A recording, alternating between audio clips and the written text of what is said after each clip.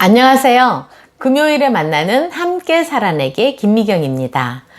요새는 주식이니 비트코인이니 전 세계가 들썩이고 있는 가운데 여러분의 마음은 어디에 쏟고 계신가요? 오늘은 우리 사회에 아동학대로 너무 충격적인 사건들이 많이 일어나고 있고, 과거에 비해서 그 충격적인 사건들이 갈수록 증가하고 있다는 소식을 접하면서 오늘은 우리 자녀들의 이야기를 조금 나누고 말씀드리려고 합니다. 대부분의 부모들은 자녀가 자신이기 때문에 모든 사랑과 정성을 쏟습니다. 부모는 자식이라면 자신의 목숨까지도 아깝지 않다는 생각을 하게 되는데요. 10달 동안 뱃속에서 키워서 나왔기 때문에 또 다른 나라는 의식이 있기 때문에 더 그러한 거죠. 옛날에는 가난한 가운데 자녀가 다섯 명 이상 낳아서 그중 반절이 죽는 경우도 많이 있었고, 겨우 입에 풀칠할 정도의 끼니로 아이들이 알아서 커준 때도 있었지만, 지금은 한 가정에 한두 아이이니 거의 집안에서는 모든 것이 아이 중심으로 진행되어서 맞춰가는 경우가 많습니다. 알게 모르게 자기만 아는 이기적인 아이로 자랄 가능성이 많아진 거죠. 이 귀하고 소중한 아이들이 행복하게 잘 살 수 있는 세상을 만들기 위해서 우리는 어떻게 해야 할까요? 저도 아이 둘을 키워보았고 학원 강사로 아이들하고 많이 지내보았기 때문에 아이들은 무조건 사랑스럽고 어떠한 경우에도 흠집이 나지 않길 바라는 마음이 가득합니다. 학원에서 아이들과 함께 했을 때 아이들과 아주 친하게 지냈는데요. 중학교 사춘기 아이들이지만 진심으로 자신들의 마음을 이해해주고 사랑해준다는 마음이 전해졌는지 저를 꽤 잘 따랐습니다. 그러나 아이들이 저에게 작은 비밀을 털어놓을 때마다 마지막에는 꼭 하는 말이 있었습니다.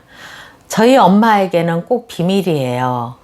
꼭 말씀하시면 안 돼요? 라는 말을 마지막에 하였습니다. 낳아주고 키워주고 보살펴주는 엄마에게 말을 못하는 이유가 무엇일까요? 엄마에게 말을 못한다면 도대체 누구에게 말을 한단 말인가요? 그 이유는 대화의 소통이 잘 안 된다는 사실을 알게 되었습니다. 그건 아이의 눈높이에서 아이의 마음을 들여다봐주고 아이의 마음을 알아주어서 이해해 주려는 마음보다 부모의 주장을 따라오게 만들려고 하고 자녀를 부모의 소유물로 여겨서 부모가 살아온 방식대로 부모가 편한 대로 아이들을 교육하고 안 되면 때리고 소리치는 강압적인 환경에서 부모의 마음대로 움직이려 하기 때문이었습니다. 이렇게 부모의 조종 심리와 폭력과 함께 자란 아이들이 뇌를 검사해 보니 뇌의 전두엽이 정상적인 아이로 자란 아이들보다 작다는 사실을 알게 되었습니다. 부모의 감정이 많이 개입되어서 기분 좋을 때는 웃으면서 잘해주다가 자기 마음대로 안 되거나 자기 기분이 나쁠 때는 부모의 나쁜 감정 그대로 말과 행동을 마음대로 해버리면 아이들은 표현은 안 하지만 혼돈스러워 한답니다. 자꾸 반복되면서 마음속에 분노가 자라나기 시작하는 거죠. 부모와의 대화가 단절된 채 아이들의 마음속에 싹트기 시작한 분노는 어떤 방식으로든 공기가 꽉 찬 풍선처럼 어느 순간 터지게 되어 있습니다. 이처럼 분노의 악순환은 다음 세대에 또 넘어가게 되는데요. 심리학자 반두라는 말합니다. 사람의 행동은 다른 사람의 행동이나 주어진 상황을 관찰하고 모방함으로써 이루어진다고 말합니다. 우리 부모들이 노후가 되어서 편안히 살아야 할 때에 이 분노와 슬픔으로 자라난 아이들로 인해서 몸과 마음이 지옥이 되는 인생을 겪어야 할 수도 있습니다. 편안한 노후로 부모들이 사는 방법이 있어서 소개해 드리겠습니다. 첫째로 자녀를 갓난아기 때부터 한 인격체로 대하는 겁니다. 아무것도 모를 것 같고 꼭 그렇게 안 해도 돼야 될 것 같지만 아이들은 다 알기 때문에 부모의 말과 행동을 조심하면서 키워야 합니다. 어른 아이인 부모도 아이를 키우면서 인격이 같이 성장하는 좋은 기회가 되는 겁니다.